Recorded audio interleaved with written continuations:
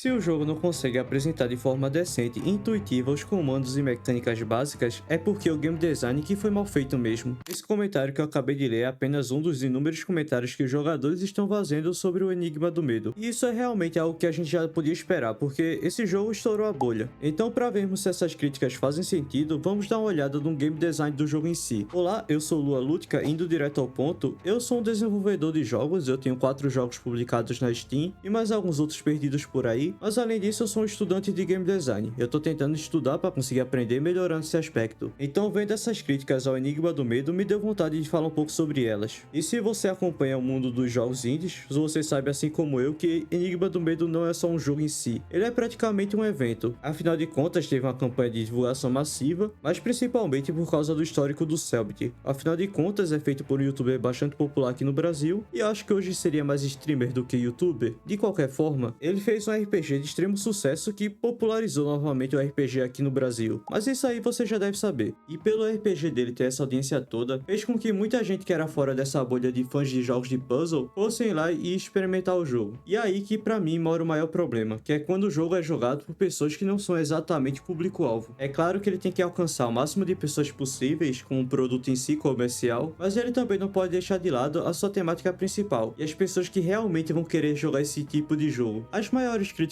que aparecem sobre Enigma do Medo giram em torno de ser mal otimizado, ou seja, a performance, ou o game design, que alguns grupos de pessoas estão criticando bastante. A performance do jogo em si eles já melhoraram, eles conseguiram fazer algumas atualizações que melhoraram a otimização do jogo em si, então esse é um problema que já está sendo resolvido. Mas meu foco não é falar sobre a performance, e sim sobre o game design. Uma das principais críticas que o povo estava falando, e que até o Cellbit teve que se pronunciar sobre isso, em que as pessoas estavam criticando alguns aspectos do jogo, dizendo que ele não era nem um pouco intuitivo. Em que alguns aspectos é verdade, basicamente quando você inicia um jogo novo, ele dá duas opções para você, modo normal e modo detetive. Basicamente, o modo detetive é mais difícil, ele tira as dicas e as informações do jogo em si, incluindo o tutorial. O que sinceramente para mim, quem escolhe o modo detetive e depois tá reclamando que o jogo não tem tutorial e não é intuitivo é de fuder, né? Pô, é o modo difícil do jogo e a galera tá reclamando disso. Diferente de jogos de ação, por exemplo, que quando você escolhe o modo difícil, os inimigos têm mais vida e provavelmente dá mais dano. Já jogos de puzzle e investigação, o modo difícil não é para afetar apenas os inimigos, e sim as pistas do jogo em si, como você vai resolver o puzzle. Tem que ser mais difícil, afinal de contas, esse é o estilo do jogo. Por isso é comum ele tirar dicas e o mapa mental que tem dentro dele, até porque ele mesmo sugere que você escreva e anote as coisas na mão, sem depender que o jogo faça isso pra tu.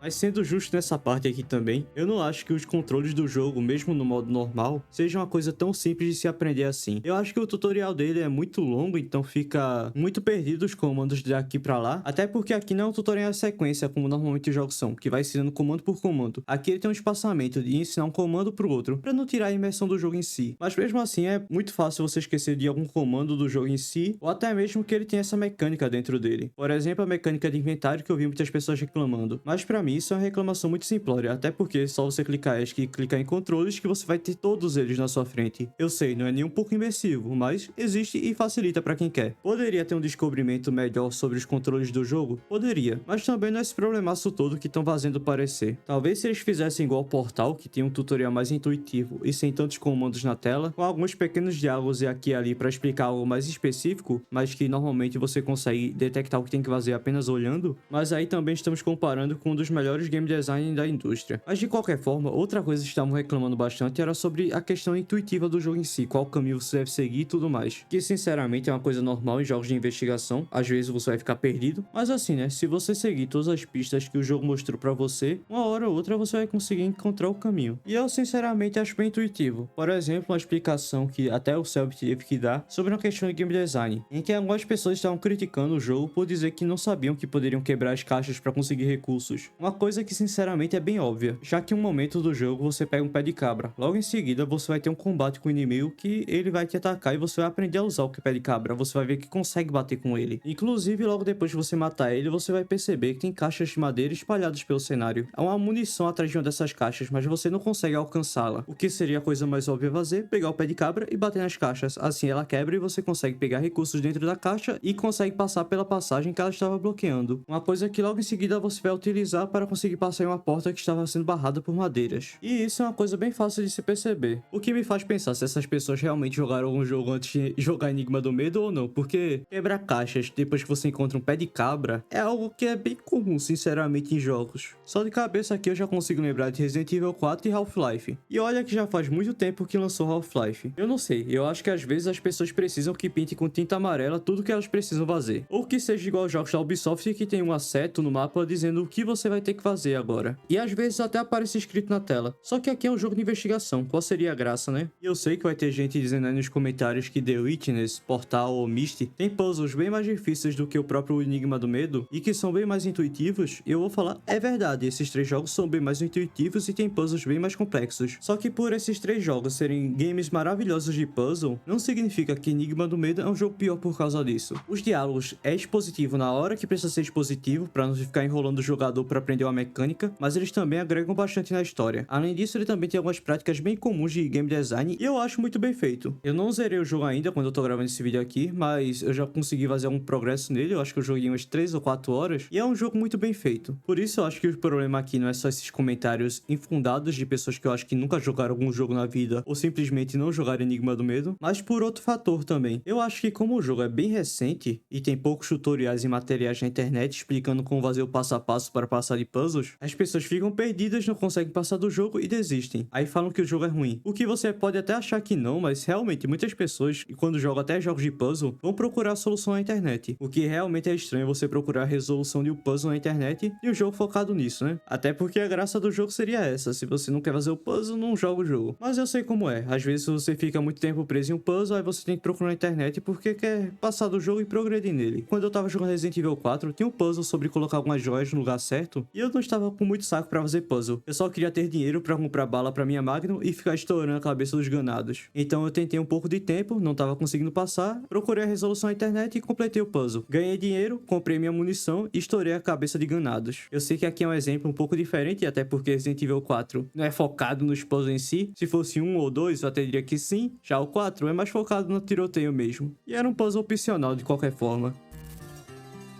E por esse jogo aqui ter furado a bolha, eu acho que muitas pessoas que não jogaram quase nenhum jogo na vida, ou se jogaram não tinha nada a ver com puzzle, estão pegando esse jogo de início aqui e estão tendo uma péssima experiência. Uma experiência não tão fácil quanto ela acreditava que seria. Talvez na cabeça dela ela achou que seria um super detetive e conseguiria resolver todos os puzzles sem nenhum problema. As lives do Cellbit têm milhões de espectadores. É claro que nem todos eles, e eu digo nem a maioria deles, são do nicho de jogos de investigação e puzzle, que dentro do nicho de jogos já não é um nicho muito grande, é bem pequeno por sinal. A galera prefere mais jogos de ação e aventura do que de puzzle em si, ainda mais aqueles que têm puzzles como assunto principal deles. Por isso é claro que não vai agradar todo mundo. É apenas um público-alvo que é diferente do que as pessoas gostariam que fosse. A normativa focou em criar jogos para quem gosta de puzzle, e por isso que eles foram feitos para esse tipo de fã, e não para quem busca uma ação desenfreada ou uma solução fácil. As críticas, quando feitas por pessoas fora do público-alvo, acabam sendo menos sobre o problema real do jogo em si e mais sobre a expectativa dele, já que tem críticas válidas sim para ser feitas sobre Ordem Paranormal. A performance é uma delas, mas com certeza dizer que o game design dele é mal feito não é uma delas. E se você realmente acha bem complicado e não gosta de ficar parado muito tempo no jogo, ele pode não ser pra você. E tá tudo bem não ser, afinal de contas, nem todos os estilos de jogos devem agradar a todos os jogadores. Eu mesmo não gosto de JRPG, nem por isso eu digo que Persona ou Metaphor é ruim. Na verdade, eu até acredito que Metaphor é um forte concorrente pra ganhar o GOT. E por Portal ser um dos meus jogos favoritos, eu estava esperando bastante outro jogo de enigmas e mistérios com puzzles. E por isso que Enigma do Medo me agradou. Se vocês têm alguma coisa para acrescentar, a barra nos comentários está aí. Se gostou do vídeo, dá like, se não gostou, dá dislike. E até mais que eu tô indo jogar.